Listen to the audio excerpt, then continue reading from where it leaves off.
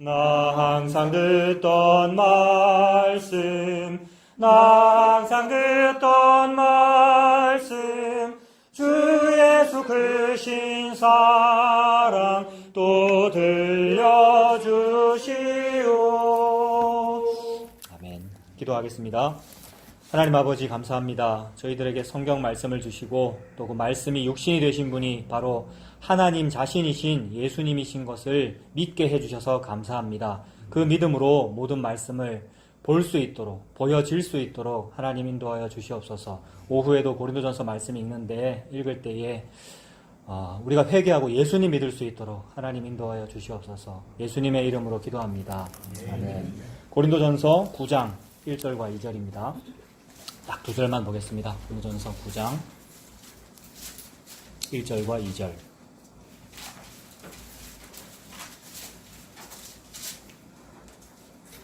다 같이 읽겠습니다. 내가 자유인이 아니냐, 사도가 아니냐, 예수 우리 주를 보지 못하였느냐, 주 안에서 행한 나의 일이 너희가 아니냐, 다른 사람들에게는 내가 사도가 아닐지라도 너희에게는 사도이니 나의 사도됨을 주 안에서 인친 것이 너희라. 아멘. 제목을 내가 사도가 아니냐 이렇게 정해봤습니다. 9장 1절에 있는 말이죠. 내가 사도가 아니냐 이렇게 지금 단호하게 얘기하고 있잖아요. 사도 바울의 어투가 조금 당돌하죠, 여러분. 내가 자유인 아이가, 내가 뭐 노예가 이 말이죠. 내가 자유인 아이가, 내가 사도 아이가, 이 말은 우리 식으로 표현하면 내가 담임 목사 아이가 뭐 이런 말이니까 뭔가 겸손하고는 좀 거리가 먼 듯한 표현이고요. 내가 안수 받은 목사 아이가 뭐 이런 거잖아요. 예수 우리 주를 보지 못하였느냐, 뭐 내가 안수 못 받았냐, 내 신대원 안 나왔냐, 뭐 이런 말로도 저는 들리는데 여러분 살짝 좀 당돌한 거 아닌가? 뭐 이런 생각도 좀 들고요. 예수 믿는 사람 또는 복음 전하는 사람은 겸손해야 되는 거 아니야? 뭐 이렇게 무슨 자신감이 이렇게 있어? 이런 생각도 저는 좀 들고요. 그런 어떤 느낌이 듭니다. 그 제목을 1절에 있는 대로 내가 사도가 아니냐라고 정해봤는데 근데 이 상황은 지금 고린도전서 그 고린도 교회 상황이 아까 우리 화살표 많이 그린 것처럼 저마다 자기 화살표를 가지고 이렇게 이게 맞아. 베드로가 이렇게 했잖아. 나는 베드로의 설교가 좋고 베드로가 하는 어떤 그런 화살표의 그 방향성에 나는 동의를 해. 이러면 베드로파, 그죠? 개바파. 또 아볼로가 궁금하잖아. 아볼로는 알렉산드리아 출신이야. 그 당시 알렉산드리아 이러면은 뭡니까? 그 나일강 삼각주 끝에 있는 가장 비옥하고 가장 문화적으로 발달했고 그 당시에 알렉산드리아 도서관 이러면은 뭐 하버드 대학교 뭐 이런 수준이죠. 요새식으로 말하면. 거기 출신이고 말 잘하고 뭐 설교 잘한다 뭐 그런 평들이 있었지 않습니까? 그래 아볼로파다. 또 어떤 사람은 바울파다라고 그러고 또 어떤 사람은 이 수많은 화살표 다 틀렸어. 그리스도가 맞아. 이런 사람도 있다고 하니까. 근데 그리스도가 맞죠. 근데 그게 또 파가 돼가지고 좌파가 된 그건 좀 문제인데 그런 어떤 복잡한 문제가 있는 상황이었다는 거잖아요. 그러면서 개바파 또는 아볼로파인 어떤 사람들이 바울 저 사람은 초기에 우리한테 복음 전해준 것은 맞지만 그거 뭐 그리 대단한 것도 아니고 그 사람 바울은 예수님을 직접 만난 적도 없고 실제로 직접 만난 적 없지 않습니까? 베드로는 예수님하고 늘 같이 살았고 근데 바울은 같이 다닌 적도 없고 게다가 바울에게는 가장 큰 약점이 뭡니까? 바울은 예수 믿는 사람 잡아 죽였던 사람이고 대제사장의 공문까지 받아다가 다메섹으로 가다가 어쩌다가 예수만 뭡니까? 성령님 만난 그런 거를 예수도 안 만난 거다 이렇게 보는 거죠, 교인들이. 그런 상황에서 지금 사도 바울이 이 말을 하고 있습니다. 인간적으로 볼 때 사도 바울이 그런 상황이 되면 섭섭할 수 있었을 것 같아요, 여러분. 이런 상황에서 자기가 처음 가서 복음 전해줬고 다른 도시에서는 다 다른 얘기 좀 뭡니까? 옛날 시인들, 철학자들 말 인용하다가 고린도에 가서는 나 다른 거 얘기 안 할 거야. 십자가와 예수님만, 십자가만 자랑할 거야 라고 해서 고린도 교회가 생긴 건데 그래서 생긴 게 너희다 이랬단 말입니다. 고린도 교회가 그래서 생긴 건데 그 사람들이 사도 바울을 보고 자격에 의심을 품으니까 인간적으로는 섭섭할 수도 있었겠다 이런 생각이 듭니다. 그런데 가만히 우리가 기억을 떠올려 보면 구약에도 이런 일이 있지 않았나 이런 생각이 들어요. 언제 그런 일이 있었느냐 하면은 하나님께서는 이스라엘에 왕을 세우지 않았는데 백성들이 우리도 왕이 있어야 되겠습니다 라고 했을 때에 그 말은 곧 지금 하나님의 뜻대로 일하고 있는 사무엘을 무시하고 사무엘 니는 아니다. 무시하고 다른 왕을 달라고 한 것이니까 사무엘이 섭섭했겠다 이런 생각이 듭니다. 그래서 그 부분 한번 찾아봅시다. 사무엘상 8장. 사무엘상 8장. 사무엘상 8장 1절부터 보면 418페이지. 사무엘상 8장 1절부터 보겠습니다. 사무엘이 늙었어요. 그의 아들들을 이스라엘 사사로 삼았습니다. 장자의 이름은 뭡니까? 차자의 이름은 뭡니까? 여러분과 함께 하고 싶어서 물어봅니다. 그거 다 적혀있죠? 사무엘은 사람 열심히 사역했는데 늙었어요. 늙었으니까 힘도 없었겠죠. 당연히 이제 아들들이 그 일을 맡았는데, 백성들이 아들들을 지지하지 않네요. 요엘과 아비아다. 그들이 브엘세바에서 사사가 되었다. 그의 아들들이 자기 아버지의 행위를 따르지 아니하고 이익을 따라 뇌물을 받고 판결을 굽게 하니라. 이스라엘 모든 장로가 모여 라마에 있는 사무엘에게 나아가서 그에게 이르되, 보십시오, 사무엘 선지자님. 당신은 나이 늙으셨고 힘도 없으시고 당신의 아들들은 이거 지금 타락했습니다. 당신의 행위를 따르지 아니하고 비리를 저지릅니다. 그러니까 이대로는 안 되겠습니다. 모든 나라와 같이 우리에게 왕을 세워 우리를 다스리게 해 주십시오. 안 그러면 우리가 광화문에 촛불 집회할 겁니다. 뭐 이런 얘기죠. 아니면 우리가 태극기 집회할 겁니다. 이런 얘기고요. 직접 민주주의는 언제부터 하고 있었습니다. 모든 인간은 여러분 공산주의 사회든지 무슨 주의 사회든지 전부 다 직접 민주주의를 하고 있거든요. 아닌 것처럼 하지만. 그때 공화정이다, 봉건제도다, 무슨 제도다라고 하지만 사실은 모든 인간은 직접 민주주의 제도 하고 있습니다. 실제 그렇죠. 여러분 조선왕조도 떠올려보면 민주주의 사회 아닌 것 같지만 실제로 왕을 움직이는 거는 백성이라고 어느 사상가가 그랬거든요. 생각은 안 나는데. 여러분 생각 안 나세요? 그 어떤 왕권이라는 것이 물 위에 떠 있는 배와 같은 건데 그 물과 배는 백성이다 뭐 이런 말을 어디서 들은 것 같은데. 그러니까 봉건 왕조 시대 때도 인간의 눈치를 보게 돼 있다 이 말이죠. 여러분 아무리 천민이라도 그 백성들 들고 일어나면 어찌 되는데요. 그게 동학농민운동이고 그런 거잖아요. 그래서 그걸 압제한다는 것은, 동학농민운동 같은 걸 압제한다는 것은 눈치 보고 있다는 얘기지 않습니까? 그러니까 어느 인간이든지 다 자기가 왕이에요. 그래서 자기가 힘이 있으면 왕이 될 것이고, 즉 왕자에 앉을 것이고, 혹 내가 힘이 좀 없어서 왕자에는 못 앉지만 그래도 왕 되고 싶으면 뭐 합니까? 투표합니다. 투표. 총선이 다가오잖아요. 다 우리가 왕이니까 우리가 투표하는 거잖아요. 그 직접 민주주의. 제가 좀 과장해서 표현했습니다만, 인간은 자기 중심이다. 그 말 하는 거죠. 그 자기 중심이기 때문에 왕 세워달라고 합니다. 근데 핑계를 대는 거죠. 비리가 있으니까, 또 당신께서 늙으셨으니까 우리가 그러는 거지 뭐 다른 이유는 아닙니다. 라고 합니다만 사실은 사무엘을 버린 거죠. 그래서 사무엘은 인간적으로 지금 섭섭할 수가 있습니다. 근데 하나님은 뭐라 그러시는가? 이제 또 이게 중요한 거죠. 그래서 왕 세워주십시오라고 했고, 6절에 우리에게 왕을 주어 우리를 다스리게 하라 했을 때 사무엘이 그것을 기뻐하지 아니한다는 게 섭섭한 마음도 속에 들어있고, 동시에 이 사람들이 지금 하나님을 안 믿네 때문에 섭섭했을 수도 있고, 그죠? 사역자로서 어떤 그런 마음이 있을 수도 있었겠네요. 기뻐하지 아니하여 여호와께 기도하매 여호와께서 사무엘에게 이르시되, 백성이 너에게 한 말을 다 들어라. 이는 그들이 너를 버림이 아니고 누구를 버렸답니까? 나를 버려, 여호와를 버려 자기들의 왕이 되지 못하게 함이니라. 즉 예수를 버렸다. 예수님이 생명인데 예수 믿는 사람이 예수님을 버린다. 이게 우리의 형편이구나. 그래서 8절에 내가 그들을 애굽에서 인도하여 낸 날부터 오늘까지 그들이 모든 행위로 나를 버리고 다른 신들을 섬긴 같이 너한테도 그리하는도다. 이렇게 말했습니다. 그러니까 사무엘이 섭섭할 일이 아니죠.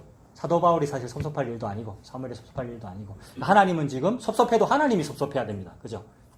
하나님을 버리고 송아지 만들어가지고 송아지를 보고 하나님이라 그러고, 예수님 믿는 사람도 송아지 만들어가지고 그걸 보고 복음이라 그러고, 마찬가지다. 그게 하나님을 버린 거다라고 합니다. 그러면 이것이 예수님을 버린 것이니까 다시 고린도전서로 가면 그 사도 바울이라는 그 말에다가 예수님이란 말 집어넣고 읽어도 말이 되겠구나. 사도 바울을 버린 게 아니고 예수님 버린 거니까 그렇게도 볼 수 있습니다. 다시 오늘 본문으로 가보셔요. 신약 272페이지 9장 1절을 그 예수님이란 말 넣어가지고 한번 읽어보겠습니다. 다시 펼치셨습니까? 고린도전서 9장 1절. 내가 자유인이 아니냐? 내가 자유 아니냐? 예수님이 성도에게, 야, 내가 진리 아니냐? 내가 자유 아니냐? 내가 자유를 너한테 준 거 아니냐? 이 말이고요. 사도가 아니냐? 내가 예수 아니냐? 이런 말로 읽을 수 있죠. 내가 하나님 아들 아니냐? 이런 말로 읽을 수 있고요. 내가 하나님을 보지 못하였느냐? 내가 하나님 아들 아니냐? 그런 식으로 계속 읽을 수 있겠죠. 주 안에서 행한 나의 일이 너희가 아니냐? 내가 하나님 아버지의 뜻대로 행한 일 때문에 생긴 게 너희잖아. 이 말이죠. 여러분, 너희는 교회를 말하죠. 교회가 어떻게 해서 탄생했습니까? 예수님만이 남자거든요. 아까 총각이라고 그랬잖아요. 30살.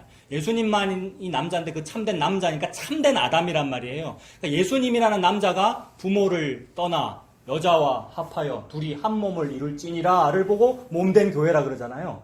그러니까 이 일을 했단 말이에요. 예수님이. 하나님 아버지를 떠나서 둘이 한 몸을 이루고 하나님이 짝지어준 것을 사람이 나누지 못할지니라라서 예수님은 이혼을 안 하는 거지 않습니까? 교회라는 존재와. 눈에 보이는 요 고린도 교회이기도 하고 우리이기도 하고. 그래서 내가 한 일이 너그잖아 라는 거니까 너희들이 고린도 성도들아 너희들이 나의 아내고 교회가 나의 아내인데 지금 너희가 남편을 무시하는구나 이런 말이 되죠. 2절도 마찬가지죠. 다른 사람들에게는 내가 사도가 아닐지라도 너희에게는 사도이니 나의 사도됨을 주 안에서 인친 것이 바로 너희다. 다른 사람들에게는 내가 남편이 아닐지라도 너희한테는 나 예수가 남편이야. 이것이 확증된 게 너희야. 왜냐하면 너희가 신부니까 나는 신랑이고 이 신랑 신부 결혼식이니까 그게 도장 찍은 거잖아. 이혼 도장은 안 찍어요. 그죠? 이 가정은. 그죠? 이혼하지 않는다 그랬잖아요. 버리지 않는다 그랬고. 이제 결혼 도장 찍었잖아. 그게 확증된 거다. 인친 것이 너희다. 이랬지 않습니까? 그래서, 이거 예수님으로 바꿔 읽어도 딱 들어맞는구나. 예수님이 이야기구나. 교회가 여자이고, 예수님이 남편이구나. 이렇게 됩니다. 그러니까, 인간적으로 섭섭할 이유 없네요. 여러분. 인간 목사나 무슨 사도 바울이나 사무엘이나 섭섭할 이유가 없고, 예수님이 하시는 말씀이다. 이렇게 보면 되겠습니다. 근데 여기 보면, 그 예수님으로 바꿔 읽으니까 이제 수긍은 돼요. 근데 수긍은 되는데, 근데 지금 여기서 지금 예수라고 직접 적지 않고 분명히 사도 바울 자기라 그랬잖아요. 그러면 사도 바울이나 차경민 목사나 아니면 사도 바울이나 무슨 집사님이나 다 똑같은 인간이지 않습니까? 모든 인간은 다 동일하죠. 어떤 점에서 동일하냐면 전적 타락했다는 점에서. 사도 바울도 잘난 거 없단 말이에요. 근데 아무런 자신감이 없어야 돼요. 그러니까 사도 바울에게는. 잘난 게 없는데 뭐가 잘났다고 사도 바울이 지금 이렇게 직접적으로 내가 자유인 아이가, 내 사도 아이가 이런 말을 어떻게 할 수가 있지? 다시 설교 제일 처음에 그 질문을 해보는 겁니다. 너무 당돌한 거 아이가? 이런 거. 좀 겸손해야 되는데 좀. 그래서 이 사람이 이렇게 당돌할 수 있고 자신감이 있을 수 있는 이유는 뭔가를 믿고 있는 것 같다. 여러분, 이렇게 생각할 수 있겠습니까? 뭔가 믿는 구석이 좀 있는 것 같다. 그 믿는 구석 이러면, 당연히 예수님 믿겠지. 우리 다 상식적으로 그렇게 생각할 수 있죠. 전부 교회 다니는 사람이니까. 사도 바울이 예수님 믿고 그런 거다. 이렇게 할 수 있는데, 구체적으로 좀 더 보는 거죠. 사도 바울이 뭔가를 지금 믿고 있기 때문에 이런 당돌한 말도 나온다. 그러면 그 부분을 좀 찾아봐야 되겠는데, 굉장히 당돌한 말을 한 거, 저는 뭐가 생각나느냐 하면, 여러분, 목사들도 많고 유튜브도 많이 있는데 다른 거 본받지 말고 차경민 목사 본받으십시오. 이러면 제가 굉장히 당돌한 거잖아요. 저는 이렇게 말해본 적이 없습니다. 아시죠? 자신감이 없어서. 근데 사도 바울은 그렇게 말하는 사람이거든요. 나를 본받는 자가 되라. 제가 아는 것만 한 2번 얘기한 것 같아요. 이거 굉장히 교만한 거 아닙니까? 예수님 믿으세요. 이래야지. 또는 예수님을 본받으라 이랬든지. 나를 본받는 자가 되라. 이거는 뭔가 있습니다. 우리가 잘 모르는 뭔가 굉장한 어떤 믿는 구석이 뭐 하나 있기 때문에 이런 말 할 수 있는 겁니다. 그거를 찾아내야 됩니다. 고린도전서 4장 한번 보세요. 고린도서 4장 15절부터 보면 4장 15절에 그리스도 안에서 1만 스승이 있으되, 이 말은 유튜브 채널이 한 1만 개쯤 되고 교회도 너무 많고 복음 전하는 데가 1만여 개 이상이 있는데 아버지는 많지 아니하니 그리스도 예수 안에서 내가 복음으로 너희를 낳았어. 이거 자기 자랑이잖아요. 다른 사람들은 선생인데 나는 선생이 아니고 아버지야. 내 따라와. 이런 말이잖아요. 내가 아버지다. 복음으로 너희를 낳았다. 그러므로 내가 너희에게 권하노니 너희는 뭐랍니까? 와, 너무 독재 아닙니까? 자기만 따르라는 말이고, 나를 본받는 자가 되라. 이로 말미암아 내가 주 안에서 내 사랑하고 신실한 아들 디모데를 너희에게 보내었으니 그가 너희로 하여금 그리스도 예수 안에서 나의 하는 일, 곧 내가 각 교회에서 가르치는 것을 생각나게 하리라. 이렇게 말했습니다. 사도 바울이 지금 하고 싶은 말은 분명히 나를 본받는 자가 되라라고 말했고, 뉘앙스도 좀 당돌한 듯 보이나 그 내용은 뭐냐 하면, 내가 지금 당장 직접이라도 달려가고 싶지만 못 가기 때문에 디모데를 보내는 건데, 디모데가 하는 말을 들으면 지금 내가 무슨 말 하는지 누구 생각날 거야. 생각나게 하리라 이랬지 않습니까? 그러면 그 생각나는 그 일이 뭘까를 보면, 이제 이것도 역시 성경 전체를 조망해 보는 겁니다. 멀리서 이렇게 큰 그림을 본다는 거잖아요. 사도 바울은 뭐 했느냐 하면, 굉장히 잘난 사람이에요, 사도 바울이. 가말리엘 문하고, 그죠? 너무 인간적으로 훌륭한 사람이고, 로마 시민권 가진 사람이고, 이런데, 복음 알면서 살다 보니, 예수님 믿고 살다 보니, 그게 회개하고 예수님 믿는 거잖아요. 회개라고 하는 것은 뭐냐면, 나는 죄인이네요, 라는 뜻이지 않습니까? 사도 바울이 가장 크게 붙잡은 건 뭐냐 하면, 나는 죄인이네요. 요거 붙잡았단 말입니다. 사도 바울이 가장 강조하고 자랑하는 것은 예수님의 십자가를 자랑하는 것이기 때문에, 예수님의 십자가는 내가 죄인이기 때문에 십자가입니다. 내가 죄인이 아니면 십자가 질 필요가 없고 십자가 효력이 없어요. 의인인 사람은 나는 죄인이 아닙니다. 복음을 알기 때문에 이렇게 되면은 십자가가 필요가 없는 상태가 된다고요. 알면 할수록 나는 죄인이네요의 상태가 되는 것을 보고 그 성령이 충만하다는 것이고 그게 믿음이 있는 것이고 사도 바울은 각 교회에게 요 얘기만 하고 있는 중이에요. 물론 초반에는 다른 얘기가 좀 섞였는지도 모르겠어요. 그게 뭐 시도 얘기했고 뭐 그런 거라고 볼 수도 있는데 끝으로 갈수록 뭐라 그러냐 하면 사도 바울은 나는 죄인 중에 괴수다. 이게 이제 후반으로 가는 거잖아요. 후반으로 갈수록 회개가 더 나온다? 뭐 이런 이미지가 되죠. 그러니까 젊었을 때는 내가 나를 띠띠고 내 스스로 옷 입고 막 돌아다니는데 늙어서는 남이 너에게 띠띠우고 네가 원치 않는 곳으로 데려가리라 라고 예수님이 베드로 보고 그랬는데 젊을 때가 있고 늙을 때가 있다는 거죠. 늙어서는 이라는 말의 뜻은 철들었을 때에, 즉 진짜로 복음을 알 때에, 성숙했을 때에 라는 뜻인데 그 말은 나는 죄인이군요. 복음이 스스로 알아서 저를 붙잡고 이렇게 하시는 거군요. 그 말을 사도 바울은 뭐라고 표현했느냐 하면 은혜가 헛되지 아니하여 라고 표현했거든요. 그러니까 디모데가 가서 사도 바울에 대해서 무슨 말을 하면 사람들이 듣고 요게 생각날 거란 얘기입니다. 생각나게 하리라는 말은. 그래서 엉뚱한 거 생각나면 안 되죠. 디모데나 사도 바울의 말을 듣고 엉뚱한 게 생각나면 안 돼요. 엉뚱한 건 뭐냐 하면 저 사람 가말리엘 문화가 너무 멋있어. 저 사람 설교를 너무 잘해. 이런 게 떠오르면 안 되고 이건 생각이 안 난 거예요. 뭐가 생각나야 되느냐면 저분이나 나나 죄인 중에 괴수가 많네요. 아이고 디모데 설교를 들으니까 참 많네요. 우리가 죄인 중에 괴수가 많네요. 죄인 중에 괴수일수록 은혜는 헛되지 아니하네요. 요거 생각나라는 말이거든요. 그렇다면 본받으라는 말은 요거 본받으라는 말입니다.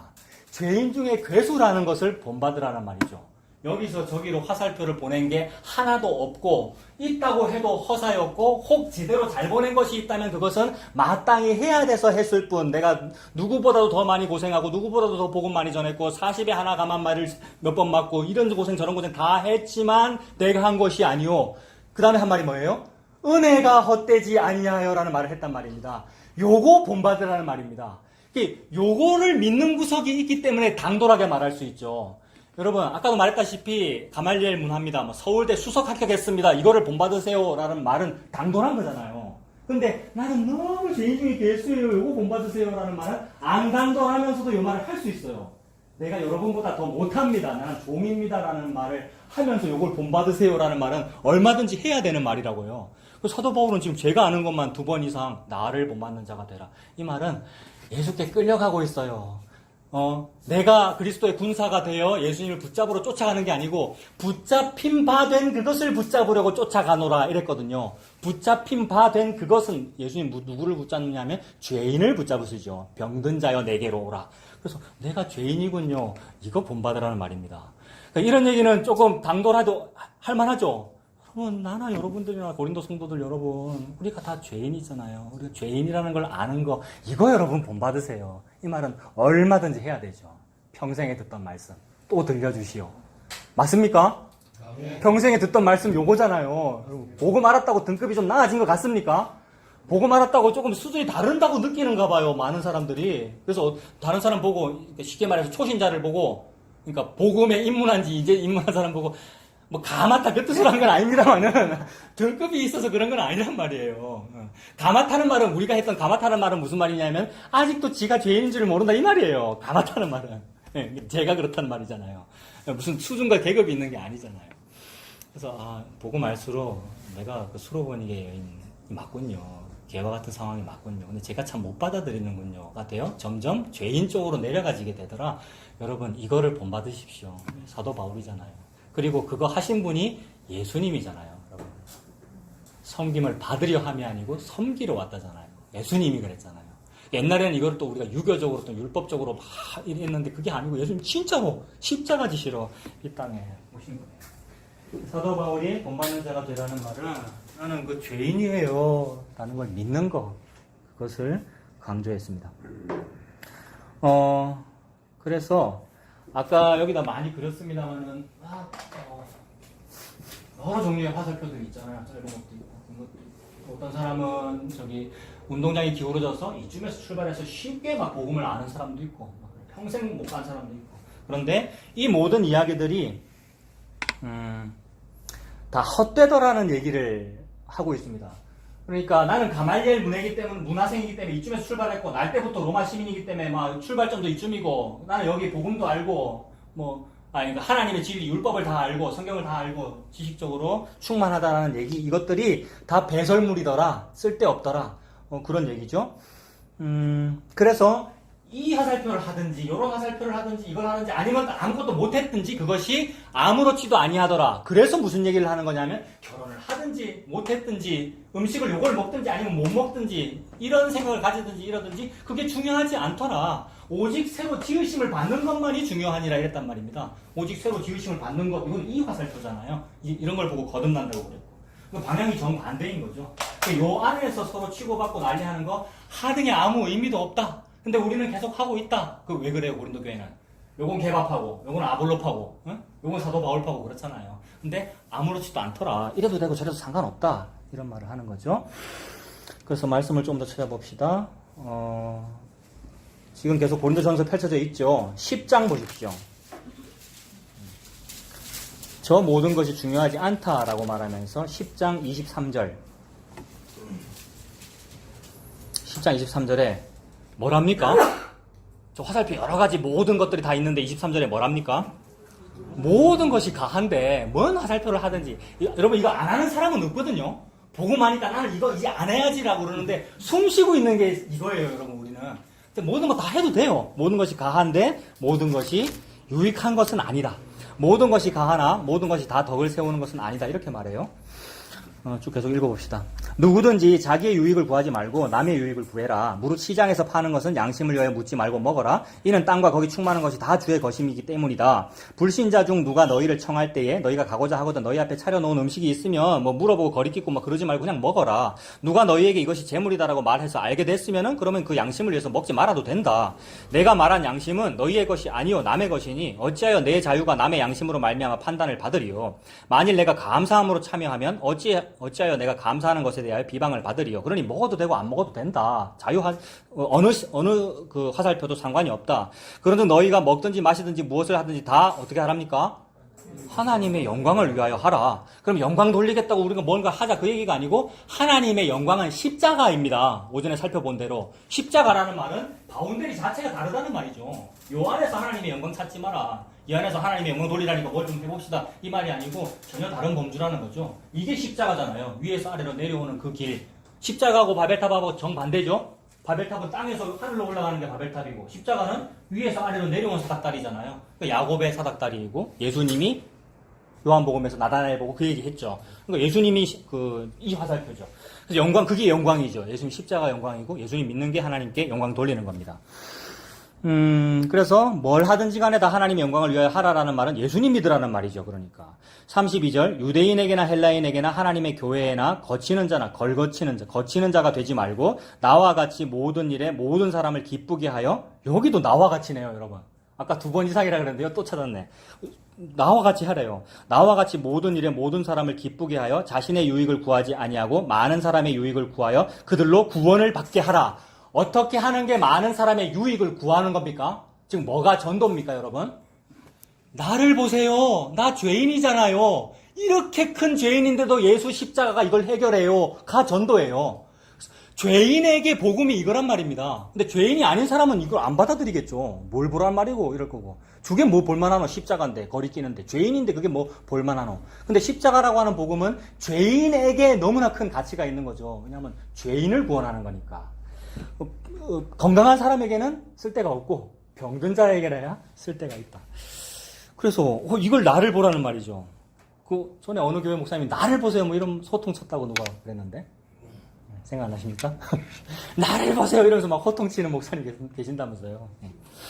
자, 아무튼 어떤 의도인지 잘 모르겠습니다만 내가 죄인이라는 얘기죠. 나는 죄인인데 은혜는 헛되지 아니하다를 보아라라는 얘기고 그걸 본받으라는 말이죠. 그래서 11장 1절에도 똑같은 얘기죠. 내가 그리스도를 본받는 자가 된 것 같이 너희는 나를 본받는 자가 되라.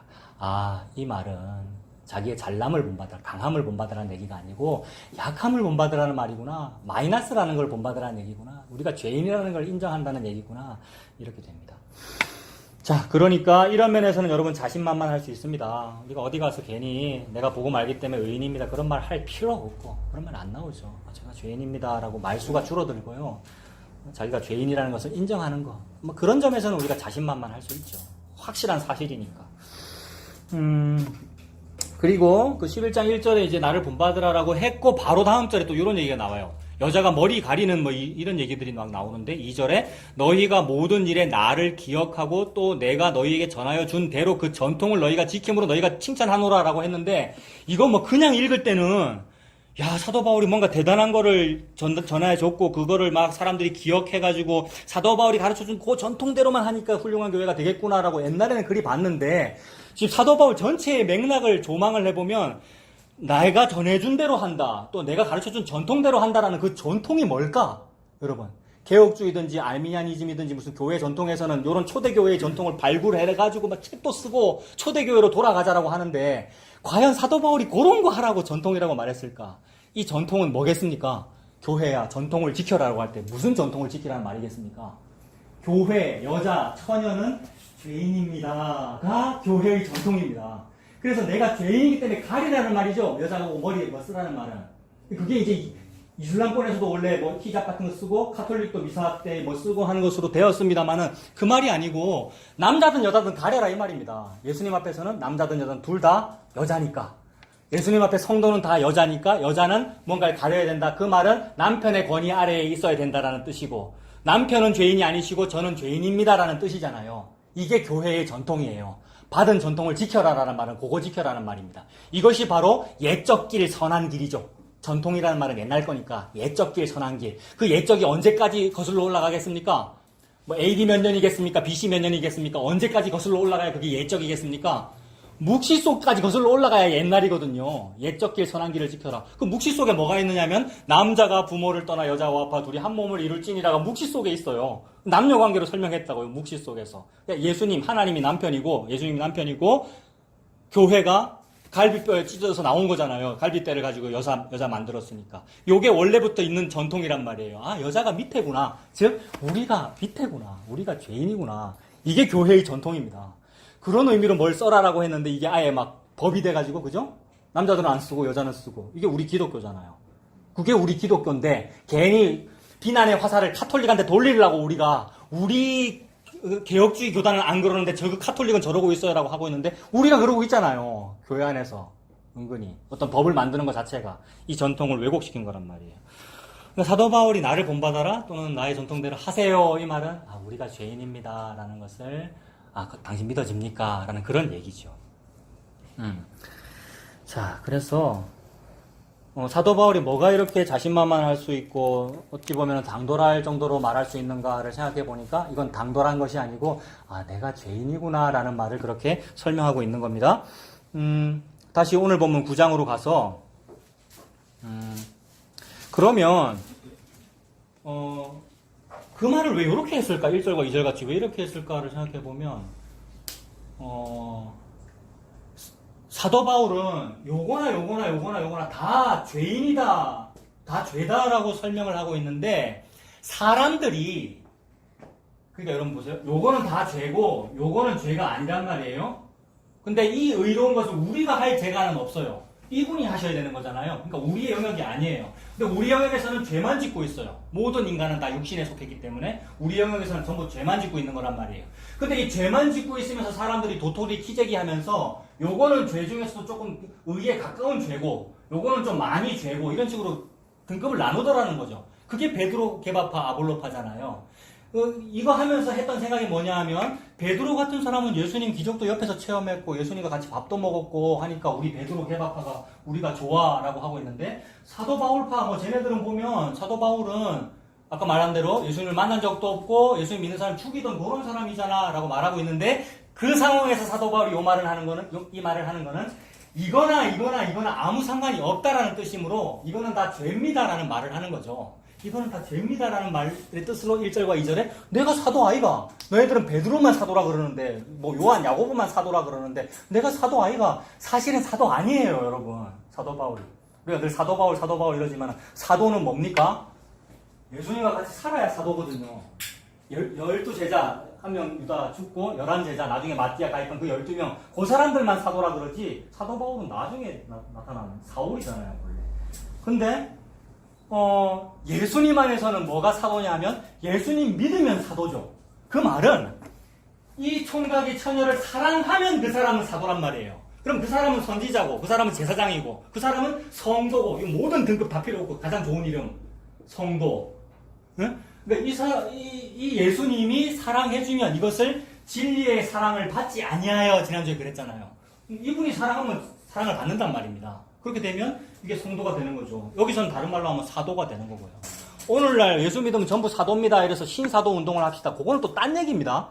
신사도 운동하는 교회 요 근처에도 있잖아요. 그거는 사도 당시 때처럼 막 사도들이 손수건 얹어서 병 낫고 예언하는 그런 사도가 됩시다. 그게 신사도 운동이거든요. 그거는 아니고 꼭 그리 안 해도 전부 사도예요. 어떻게 하면 사도입니까?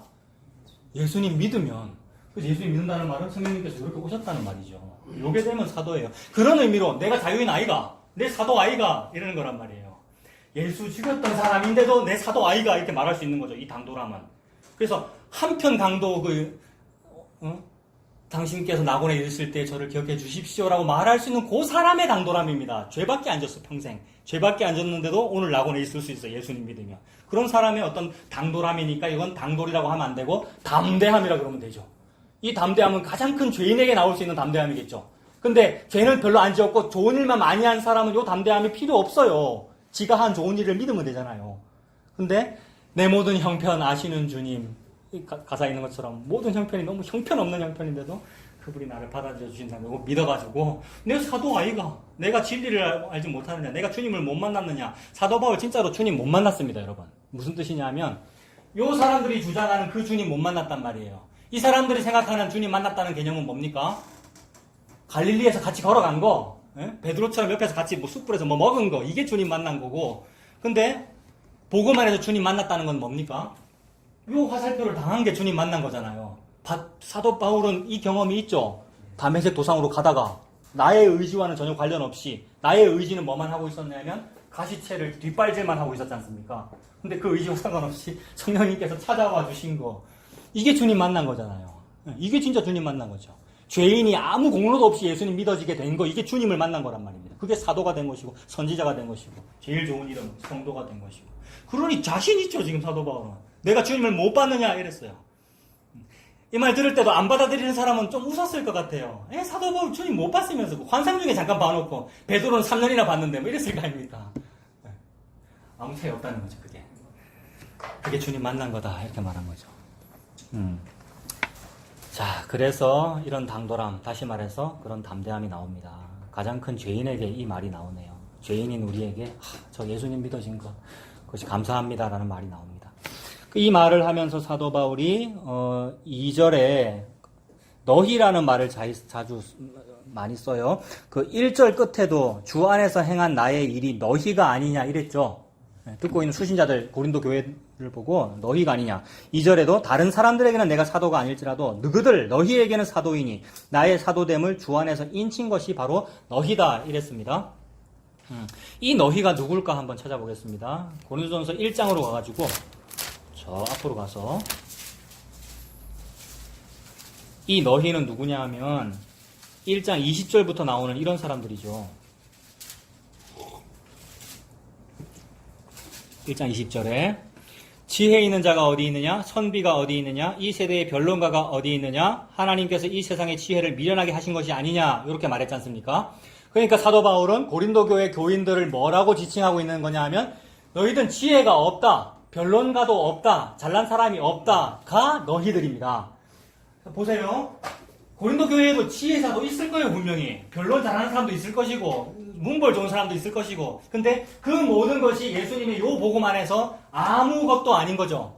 그러니 바울이나 아볼로나 게바나 뿌리는 자나 뭐 하는 자나 아무것도 아니로되 오직 멸류맺게 하시는 분은 하나님이 신이라 요 말이 되잖아요.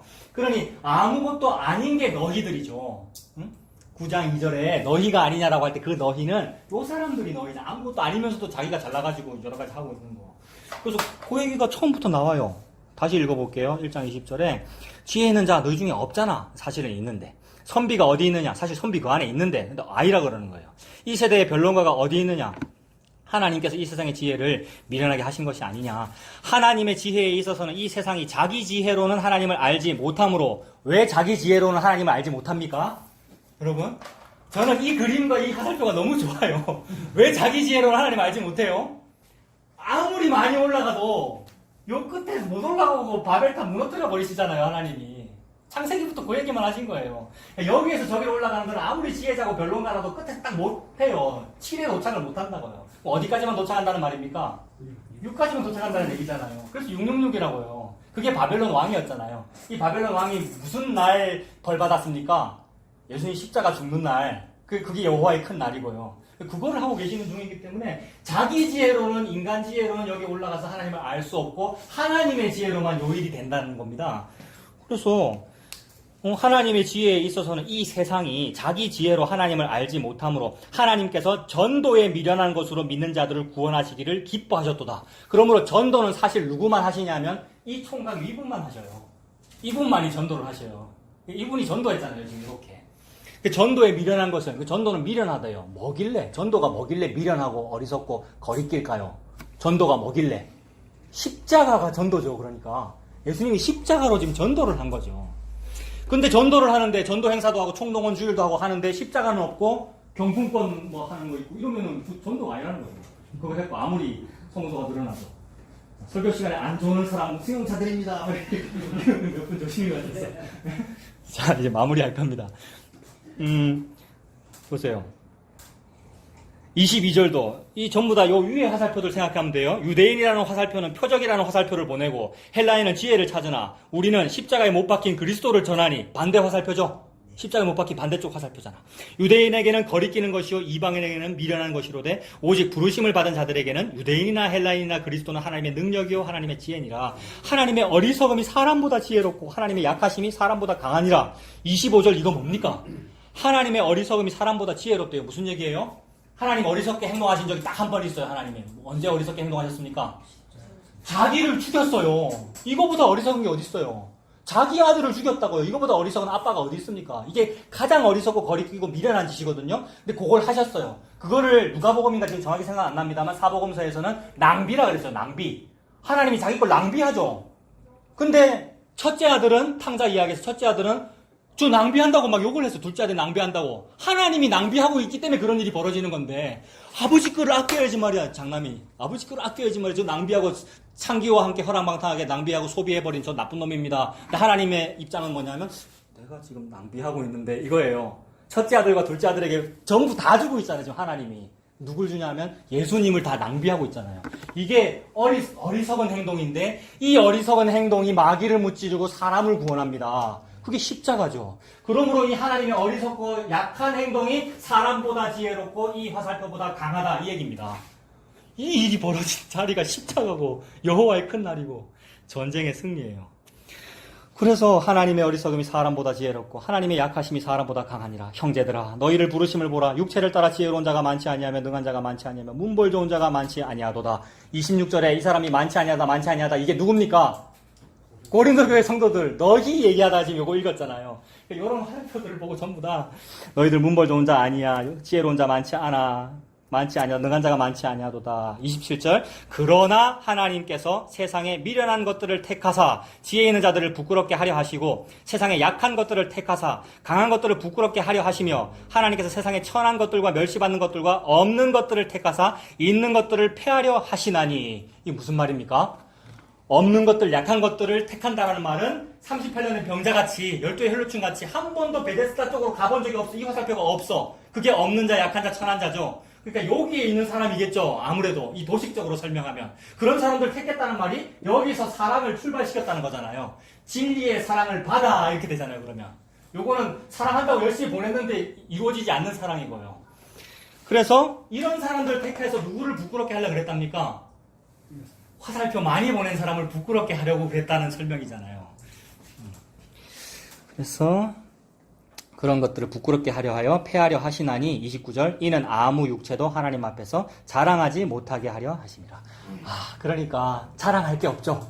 옛날에는 가말리엘 문화생이라는 것이 자랑거리였는데 이 복음을 알고 나면 자랑할 것이 없죠. 그래서 나는 자랑할 것이 없어요를 본받으라는 말이죠. 사도 바울의 당돌함이라는 것은 나 죄인이에요. 죄인 중에 괴수예요. 이거를 본받으세요 라고 여러 번 얘기했습니다. 그러므로 다시 오늘 본문으로 가면 자 너희다나 나의 행한 일이 너희가 아니냐. 즉 너희들이 다들 잘났다고는 하지만 사실은 아무것도 아닌 상태라서 이 아무것도 아닌 나 사도 바울이 전하는 그 복음, 아무것도 아닌 자에게 복음이 되는 그 십자가 복음을 받아들여서 너희가 교회가 된 거잖아. 그게 너희잖아. 그 너희인 채로 있으면 그것이 결혼이라고 하는 인친 겁니다. 나를 사도로 인친 것이 너희가 아니냐. 이 말이. 그게 너희가 아니냐. 근데 왜 너네 다시 화살표를 하고 있어? 갈라디아 교회도 마찬가지예요. 원래는 복음 받아들였는데 나중에 할례 한번 받아볼까 이렇게 된 거잖아요. 처음에는 성령으로 시작하였다가 왜 육체로 마치려고 그래? 너희가 그거 아니잖아. 그런 게 너희 아니냐 이랬단 말입니다. 이게 아니고 이게 너희가 아니냐. 그래서 너희라는 말을 3번 하면서 우리의 상태를 지금 말씀하신 거죠. 그래서 계속해서 지금 모든 이 말씀들은 복음을 설명하고 있고 예수님 십자가를 말씀하시는데 예수님 십자가는 위에서 아래로의 요 화살표이기에 이 모든 것들이 허사고 이것이 독으로 작용한다. 독약. 독이라는 것은 독이라는 그 이미지가 독사하고 어울리고요. 살모사, 독사. 그죠? 독사, 뱀이라는 이미지는 성경에서 뭐 리버야단, 리바여던, 그 다음에 옛뱀, 꾸불꾸불한 옛뱀, 용, 옛뱀, 그러니까 아담 하와에게 선악과 먹으라고 유혹했던 그것.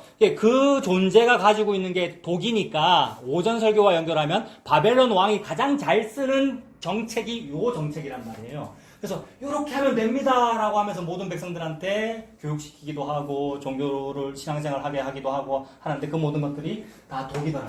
근데 이 독은 그 독이 그 독으로서의 기능을 하지 못하면 되는 거죠. 하나님께서 이 마귀를 묻히신다는 개념은 뭐냐면 이 독이 독으로서의 역할을 하지 못한다. 그럼 여기에 이제 독약이 들어갔는데 그 독이 더 이상 독이 아니야. 그러면 내가 마시면 어찌 됩니까? 아무렇지도 않죠. 요게 십자가 복음이다 이 말입니다. 믿는 자에게는 이런 일이 일어날 건데 뱀을 집어 올리며 뱀이 뭔데요? 성경에서 뱀이 방금 얘기했잖아요. 예수님 십자가 때문에 끝났다는 겁니다. 마귀와의 전쟁 이겼다는 말입니다. 그러니까 사도 바울이 나중에 멜리데 섬 어디서 아시죠? 유라굴로 광풍에 난파했다가 나무 조각에 물 떼려고 하는데 뱀이 나올 때 사도 바울 잡잖아요. 그 다음에 뱀을 집어올리며 무슨 독을 마실지라도 해를 입지 아니하며 병든 자에게 손을 얹으면 나으리라라는 얘기. 우리 무슨 병 걸렸는데요? 이거 열심히 하는 병 걸렸어요. 이게 전부 다 병이에요. 그리고 요거는요. 요거는 병 아닙니까? 38년 된 병이랬잖아요. 전부 다 병이란 말입니다. 근데 믿음은 낫는다는 얘기가 요거 얘기잖아요. 예수님 믿는 게 그게 병이 나았다는 얘기죠. 그리고 실제로 예수님 당시에는 그걸 보여줬어요. 실제로 병 낫고 막 그랬어요. 그 말은 복음 전도에 그걸 쓴 거죠. 그리고 그때 다 이루어졌으니까 그 이후에 또 이루어져야 될 필요는 없습니다. 오늘날에도 신사도 운동을 하면서 봐라 믿는 자에게는 독을 마셔도 아무 일이 없다니까 이 독 먹어봐. 이건 미련한 짓이죠. 실제로 그런 사람이 있다면서요. 너무 믿음이 좋아서 내 잘 봐라 이러면서 그럼 죽죠. 아니면 뭔가 쇼를 하려고 독에다 중화를 딱 해가지고 사람들 앞에서 인기 끌려고 뭐 이랬을지 모르겠습니다만 아무튼 예수님 십자가로 다 이루어졌기 때문에 이 독이 더 이상 이 화살표로 작동을 안 하더라. 사실 해도 괜찮다 이 말입니다. 이 말은. 여러분들 이거 계속 하고 계시거든요. 해도 의미 없다. 그렇다면 이걸 우리가 조금 지혜를 사용하면 해도 의미 없는 거 뭐 하려고 하려합니까? 이 말이죠. 이거 열심히 하는 거 해도 의미 없는 거 되도록이면 안 하면 더 좋고 안 할 수 있으면 안 하면 좋고 자유를 누리면 좋고 그런 거죠. 그래서 이 독이 아무 쓸데가 없다. 기능을 상실했다. 그 부분 찾아보고 우리 마무리하겠습니다. 마가복음 16장.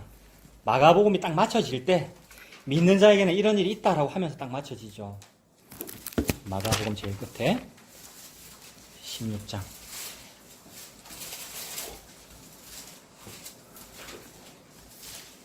예수님 십자가 지시고 부활하시고 이제 승천하실 때에 딱 마지막으로 작별 인사 마치 작별 인사 하면서 하신 말씀이 마가복음 16장 15절에 또 이르시되 너희는 온 천하에 다니며 만민에게 복음을 전파하래요.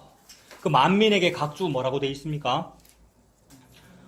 온 창조 세계에, 그러니까 온 창조 세계에 하나님 무슨 일을 하고 계시냐면 여호와의 큰 전쟁, 내가 마귀를 멸하는 일을 한다라는 거고, 그 멸하는 일 와중에 인간의 구원도 있고 라는 거죠.